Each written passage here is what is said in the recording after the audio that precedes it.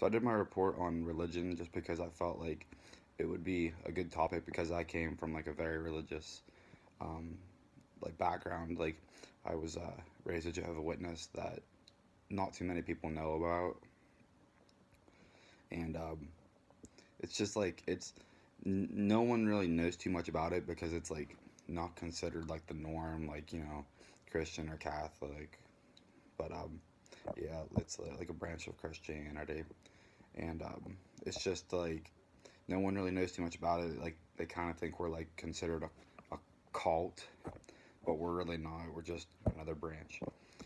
Um, and we have like our own belief system. But in like my small town, there's like not too many people. There's like probably like 1,000, maybe 2,000 people, but there's even more cows than there are people, so it's like very small. But there's like a lot of churches, and I've been to several for funerals or weddings, but I didn't really know where people went unless I would attend the funeral or wedding.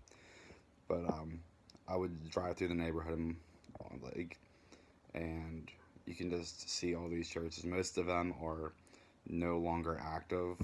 I don't know. I don't know why. I've never reached out and asked. But religious beliefs on a macro level are used to hold communities and people together. They hold values to a higher power that gives them guidelines for how they are to live their lives.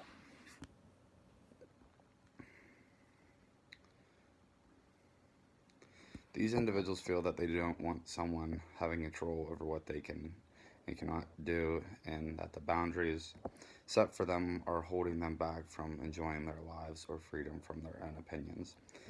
They feel they are tied to the church's position in not only in small moral matters like the grooming and type of language they use, but also large matters like political stances on gun control, homosexuality, and abortion. Once they have left the religion, they can lead good moral lives without religion. They feel they are still kind and help others. That is what matters. Americans don't want religion to define their personal beliefs and practice, but want to customize their own beliefs and still feel a connection to God in their own way.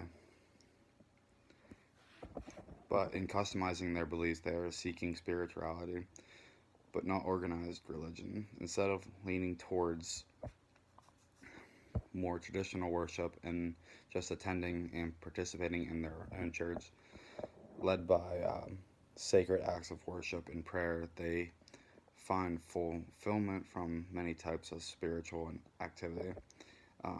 They attend different types of services at various churches and participate in mediation and yoga.